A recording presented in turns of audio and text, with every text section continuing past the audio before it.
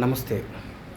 1947 August 28వ తారీఖున మనకు రాజ్యాంగం యొక్క రూపకల్పనకి మనకు 7 మంది సభ్యులతో కూడిన ఒక కమిటీని ఏర్పాటు చేయడం జరిగింది. దానికి డ్రాఫ్టింగ్ కమిటీ అనే ఒక పేరు, డ్రాఫ్టింగ్ కమిటీ. దాని అధ్యక్షుడిగా డాక్టర్ భీమ్రావ్ అంబేద్కర్ గారు అధ్యక్షుడిగా వ్యవహరించారు. దీన్ని తీర్మానించింది 1947 యొక్క 299 అసెంబ్లీ స్థానాలు కలిగిన మన అసెంబ్లీ దీన్ని తీర్మానించింది.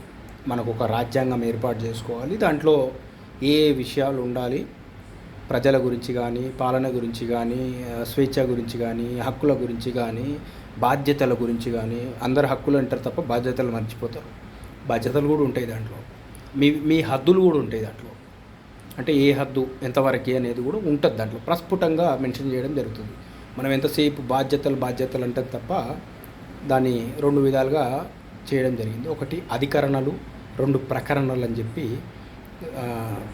ఉన్నాయి దాంట్లో. అధికరణలు, ప్రకరణలు అని చెప్పి. అధికరణలో వచ్చేసి మెయిన్ అంశం వచ్చి, ప్రకరణలు వచ్చి టాపిక్స్ ఉంటాయి దాంట్లో, మల్టీ టాపిక్స్ ఉంటాయి, దాన్ని ప్రకరణ అంటారు.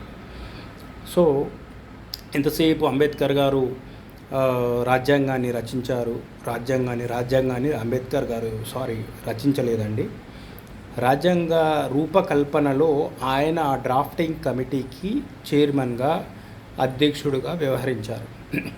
ఎందుకు దేశంలో ఇంతమంది ఉన్నాం, అప్పటికి చాలామంది ఉన్నారు విద్యావంతులు. దాంట్లో అంబేద్కర్ గారిని ఎందుకు నియమించారు? మరి ఒకవేళ అంత వివక్షత ఉంటే కనుక, అంబేద్కర్ గారు అంత వివక్షత గురయ్యారనేది అది ఒక ప్రాంతానికి సంబంధించిన విషయం అంతే తప్ప ఆ ప్రాంతంలో ఉండే ఆచారాలు, అలవాట్లు, కట్టుబాట్లలో మనకు కూడా తెలుసు. ఇప్పుడు మనం కూడా ఏం కులాలు మతాలు మర్చిపోయి ఉండలేం. ఎవరికి వాళ్ళు కులాలు కలిగే ఉన్నాం. సో ఆ కులాల నుంచి మనం బయటికి రాము, మన మతాల నుంచి మనం బయటికి రాము. సో అట్లాంటప్పుడు దీని గురించి మాట్లాడడం దండగా. రెండో విషయానికి వస్తే, ఆయనని ఎందుకు నియమించారు అంటే, ఆయన అత్యధిక విద్యావంతుడు. ఆ టయానికి 33 డిగ్రీలు చేసిన వ్యక్తిగా వివిధ దేశాలలో, వివిధ యూనివర్సిటీల నుండి విద్యను అభ్యసించి 33 డిగ్రీలు పొందాడు ఆయన. 33 డిగ్రీస్ ఆ టైంలో, 1947లో. ఇప్పుడు చెప్పండి, ఆయన ఎంతసేపు ఆయనను పట్టుకొని ఆయనను చదువుకోనియలేదు, ఆయనని చేయనీయలేదు, ఆయనను వివక్షతకు గురి చేస్తే 33 డిగ్రీలు ఎట్లా చేస్తాడు? ఎంతైనా కొంచెమైనా ఆలోచించాలి కదా. ఒకటి.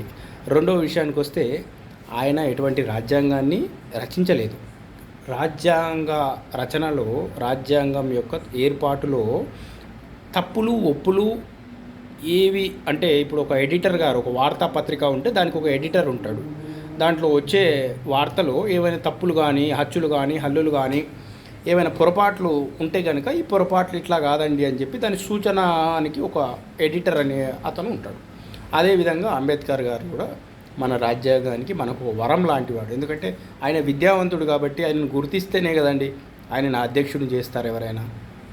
ఒకవేళ అంత వివక్షతే కనుక ఉంటే ఆయనని ఎందుకు అధ్యక్షుడిని చేస్తారు? ఒకటి. రెండవది, ఆయన ఒక్కడేనే కాదు, మహాభారతం తీసుకోండి, రామాయణం తీసుకోండి, దీని రచనలన్నీ కూడా వాల్మీకి, వ్యాస మహాభారతం. ఆయన వ్యాసుడు ఎవరు? అనగారిని కులమే. వాల్మీకి ఎవరు? బోయేవాడు. సో వాళ్ళు రాసిన రచనలన్నీ మనము తల మీద పెట్టుకొని రోజు పూజించడం లేదా?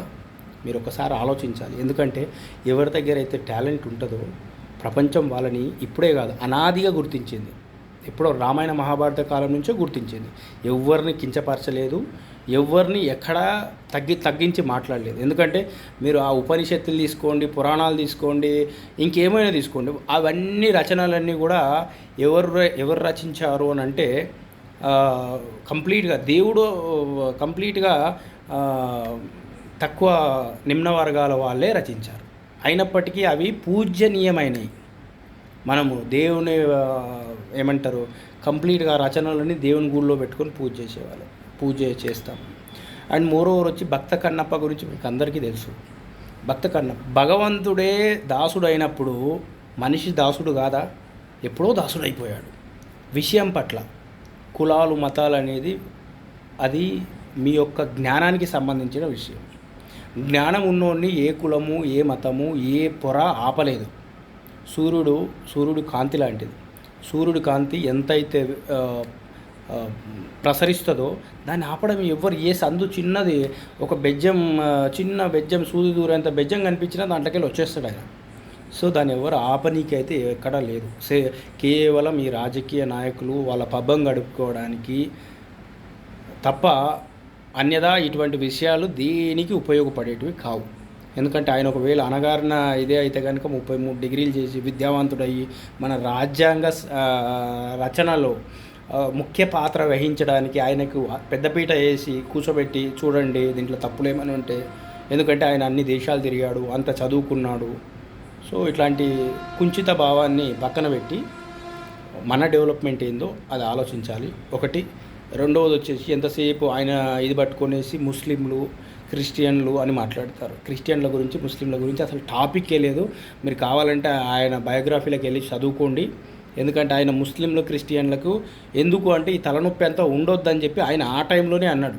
ఒకవేళ దేశం కనుక మత ప్రాతిపాదికన విభజనకు గురైతే కనుక ముందు ఎక్కడ ఏ మతస్థులని ఆ దేశంలోకి పంపించేయండి పూర్తిగా అన్నాడు. పూర్తిగా ఈ విషయాన్ని కూడా మెన్షన్ చేశాడు. కావాలంటే చదువుకోండి ఆయన బయోగ్రఫీలో. పూర్తిగా పంపించేయండి. ఎందుకంటే మళ్ళీ తర్వాత వచ్చి కూడా ఇదే పరిశాన్ జరుగుతుంది. ఇప్పుడు ఏదైతే దేశాన్ని విభజించండి మత ప్రాతిపాదికన అని చెప్పి ఏదైతే సమస్య ఏర్పడిందో 47 కన్నా మునుపు అదే సమస్య మళ్ళీ ఏర్పడుతుందని చెప్పి 47లోనే చెప్పిండు. ఆయన రాజ్యాంగాన్ని సవరించేటప్పుడే చెప్పిండు. సో ఇవన్నీ కూడా ఉన్నాయి. ఇవన్నీ దృష్టిలో పెట్టుకోండి. ఆయన క్రిస్టియన్ అనే మాటనే ఎక్కడ వాడలేదు. ఆయన క్రిస్టియన్లు అంటే దళితులు కాదు, మైనారిటీస్ అంటే దళితులు కాదు. ఆయన క్లియర్గా మెన్షన్ చేశాడు. గిరిజనులు, ఆదివాసీలు, వెనకబడిన దళితులు అన్నాడు తప్ప ఎక్కడ క్రిస్టియన్ దళితులు ముస్లిం దళితులు అని చెప్పలేదు. అసలు ముస్లిం క్రిస్టియన్ అనేది ఆయనకు అసలు వాడలేదు ఆయన. అండ్ మోర్ ఓవర్ ఆయన పచ్చి హిందుత్వవాది. ఆయన తర్వాత ఆయనకు నచ్చి ఆయన బయోగ్రఫీలో ఉంది కావాలంటే ఆయన ఏదో హిందుత్వాన్ని వీడిపోయాడు అని ఏం లేదు. బౌద్ధం కూడా హిందుత్వమే, హైందవమే. ఆయనకు అక్కడ ఆ విషయాల పట్ల నచ్చి ఆ శాంతి అదంతా కూడా నచ్చి వాళ్ళు చేసే ఆ విధి విధానాలు నచ్చి దాంట్లోకి వెళ్ళి ఆయన కొంచెం మెడిటేషన్ ఆ విషయం కోసం అని చెప్పి ఆయన అక్కడ వెళ్ళాడు తప్ప అక్కడ కొన్ని విషయాలు తెలుసుకున్నాడు తప్ప హిందుత్వం వీడాడు ఇంకొకటి అయ్యింది ఇట్లాంటివన్నీ సొల్లు మాటలే. So come to the point. మళ్ళీ ఏంటంటే ఆయన 1947 ఆగస్టు 28న ఈ కమిటీకి అధ్యక్షుడిగా ఉన్నాడు తప్ప ఇప్పుడైనా మీరు తెలుసుకోండి. లేదంటే తెలియకుంటే ఒకసారి వెళ్ళి ఏంటిది అది ఆయన బయోగ్రఫీ ఉంది, అద్భుతంగా ఉంది. రోజు 2 పేజీలు చదివిన 198 పేజీలో ఏమో చిల్లర ఉన్నది మొత్తం ఆటోబయోగ్రఫీ ఉన్నది. చదవండి, చదువుతూ తెలుస్తుంది. ఆయన ఆటోబయోగ్రఫీ అద్భుతంగా ఉంటుంది. ఆయన ఎదుర్కొన్న సమస్యలు ఉంటుంది ఆ సమకాలీన జీవితంలో. ఎందుకంటే ఆ టైంలో అట్లనే ఉంది కాబట్టి అట్లే నడిచింది. ఇప్పుడు ఈ టైంలో కూడా ఇట్లనే ఉంది కాబట్టి ఇట్లే నడిచింది. మనం కూడా ఏం అతితులం కాదు, అతీతులం అంతకన్నా కాదు. ఎందుకంటే మనం కులం నుంచి బయటికి రాము, మనకు కుల వ్యవస్థ కావాలి. మళ్ళీ మనకు ఆయన ఇంకొక మాట కూడా చెప్పాడు. ఆయన కులం గురించి కూడా మళ్ళీ ప్రస్తావించలేదు. అది కూడా ఎవరైతే ఆ వర్గాలలో ఉంటారో వాళ్ళు కింద స్థాయి వాళ్ళు ఉంటారో వాళ్ళకి ఈ పథకాలు అందాలి, ఈ రిజర్వేషన్లు అందాలి అని ఆయన పెట్టాడు.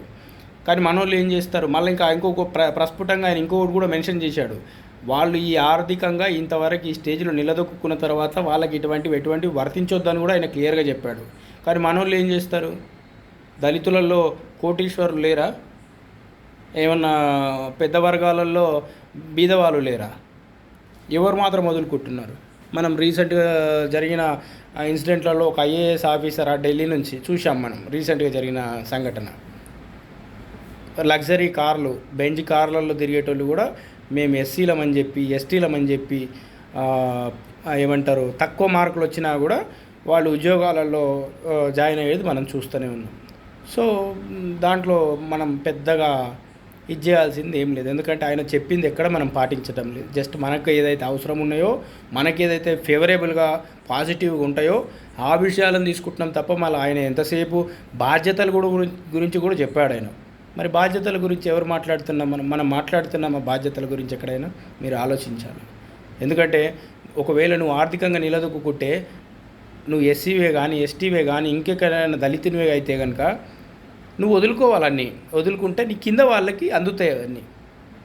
నువ్వు ఉండి వాళ్ళని ఎక్కడైనా కూడా ఏ దళితునికి ఏదైనా ఇచ్చినా కూడా ఆయన ఏం చేస్తాడంటే ఆయన నిలదొక్కుకోనికి అన్ని రోజుల దాకా చూడని సిరి సంపదలు చూసేసరికి ఆయన గల్లాపెట్టలు నింపుకుంటాడు. ఇంతవరకు జరుగుతున్నది అదే, ఇప్పుడు జరుగుతున్నది అదే. నింపుకుంటాడు తప్ప ఎన్నుకుండేటోళ్ళని ఎవరిని బాగు చేయడు. ఇదంతా సొల్లు మాటనే. ఎంతోమందిని చూస్తున్నాం కూడా. ఎంతోమంది బీసీ నాయకులను చూసాం, ఎస్సీ ఎస్టీ నాయకులను చూసాం. వాళ్ళకి పదవి వస్తే చాలు అందరికి వచ్చినట్టు లెక్క. వాళ్ళు బాగుంటే చాలు అందరు బాగున్నట్టు లెక్క. ఉపవాసం ఉన్నా పర్వాలేదు, లేకుండా ఏడ్చినా పర్వాలేదు. ఎందుకంటే ఆయన ఒక్కడు మంచిగుంటే ఆయన ముందు పోరాటం చేసేటప్పుడు 10,000 మంది వస్తారు. వీళ్ళంతా ఆయన గద్దెనెక్కి కూర్చొని ఒక 4 ఏళ్ళు సంపాదించుకునేసరికి అసలు వాడు ఎక్కడుంటాడో తెలియదు, ఏం చేస్తాడో తెలియదు. వీళ్ళ కడుపులు ఇట్లే కాలుతుంటాయి, వీళ్ళ బాధలు ఇట్లే ఉంటాయి, రొటీన్ లైఫ్ ఇట్లే ఉంటుంది. మళ్ళీ ఇంకొక కొత్త నాయకుడు వస్తాడు, వాడు మళ్ళీ గద్దెనెక్కుతాడు, వాడు పోతాడు, మళ్ళీ ఇంకొకడు వస్తాడు, పోతాడు, వాడు అంతే. వాళ్ళ పేరు మీద వాళ్ళు వెళ్ళిపోతారు తప్ప, వాళ్ళ బస్తాన ఉద్యోగాన్ని వెతుక్కొని వెళ్ళిపోతారు తప్ప వీళ్ళు ఎప్పటికీ ఇట్లే ఉంటారు. దాంట్లో ఎటువంటి మార్పు ఉండదు. సో ఇట్లాంటి సొల్లు ఆపి ఇండివిజువల్గా డెవలప్ కావడానికి బాబాసాహెబ్ గారిని పట్టుకొని ఆ కాన్స్టిట్యూషన్ని పట్టుకొని ఎంతసేపు ఇది ఉండకుండా అది జరిగిపోయిన ముచ్చట. మనం ఇప్పుడు లైవ్లో ఉంటున్నాం, వర్తమానంలో ఉంటున్నాం. ఆ విషయానికి ఆయన ఏం చెప్పాడు అది అనుకరించుకొని మనం జీవితాన్ని నీట్గా చక్కగా చేసుకుంటే సరిపోతుంది. ఎవరు పాటిస్తున్నారు చెప్పండి? మీరు 1, 2 చెప్పండి. రాజకీయ నాయకులు ఏమన్నా కాన్స్టిట్యూషన్ని పాటిస్తున్నారా? కాన్స్టిట్యూషన్లో ఉన్న విధానాలు పాటిస్తున్నారా? వాళ్ళకు ఉండే హక్కులను ఎవరైనా గౌరవిస్తున్నారా? ఏ వ్యవస్థలో ఉంది ఒకసారి చెప్పండి. మీరు ఒక్క విషయం చెప్పండి. ఒక రాజకీయవేత్త నిన్ను అరే తురే అన్నా కూడా ఏమీ చేయలేవు, ఉత్తదే అరే తురే. ఇంకా నేను తక్కువ చెప్తున్నా ఎందుకంటే లైవ్ ఉంది కాబట్టి. సో ఏమి చేయలేవు. పోనీ సమంగా ఎవరైనా గౌరవిస్తున్నారా? పోనీ ఎవరు లేరు కదా. ఎందుకు ఎవరో పిలుస్తున్నారని చెప్పి తండోపతండాలుగా వెళ్ళడం? మీ హక్కులు మీకు ఇవి లేనప్పుడు, కాన్స్టిట్యూషన్ మీకు భద్రతను కల్పించినప్పుడు, సో ఎందుకంటే ఎవరు గౌరవిస్తున్నారు? కోర్టునే ధిక్కరిస్తున్నారు కదా. కోర్టు ఒక ఆర్డర్స్ని ధిక్కరిస్తారు మనోళ్ళు. కోర్టు అంటే వాట్ అంటారు. శనివారం ఆదివారమే వాళ్ళు ఏది చేసినా కూడా గవర్నమెంట్లు ఒక కూల్చడాలు చేసినా, ఒక ఇది చేయాలని చేసినా, లేకపోతే ఎవడన్నా వచ్చి అరెస్ట్ చేయడానికి వచ్చినా, ఏది చేయడానికి వచ్చినా శనివారం ఆదివారం. ఎందుకంటే మనకు తెలుసు ఎక్కడుంది లూప్ హోల్స్. కాన్స్టిట్యూషన్లో ఎన్ని ఇవి ఉన్నాయో అన్ని మన చట్టాలలో అన్ని లూప్ హోల్స్ ఉన్నాయి. సో మనని మనం సేఫ్టీగా చేసుకోవడం తప్ప కాన్స్టిట్యూషన్ పట్టుకొని పోతా అంటే అది కొంతవరకు ఏదో మీకు అనిపించచ్చు తప్ప దాని తర్వాత కూడా ఎవడు వినడు. అదంతా ఉత్తదే. కాన్స్టిట్యూషన్ జస్ట్ పాలన వరకు అయిపోయింది. అది ఎప్పుడో పట్టాలు తప్పింది, వెళ్ళిపోయింది. దాన్ని ఎటువంటి ఇదేం లేదు. మంచోడు అదే అంటాడు, చెడ్డోడు అదే అంటాడు, ఇంకేదో అదే అంటాడు. జై హింద్ మిత్రులారా. మళ్ళీ ఏదైనా అంశం మీద మాట్లాడాలంటే మీరు నాకు ఏదైనా వాట్సాప్ చేయొచ్చు ఇదే నెంబర్కి. నేను ఆ విషయం మీద క్లారిటీ ఇస్తాను. ఎందుకంటే నేను కూడా పూర్వపు విద్యార్థిని and post graduation diploma in journalism. And నేను ఈ వ్యవహారికలలో సామాజికవేత్తగా కూడా నేను పనిచేశాను. వార్తాపత్రిక యొక్క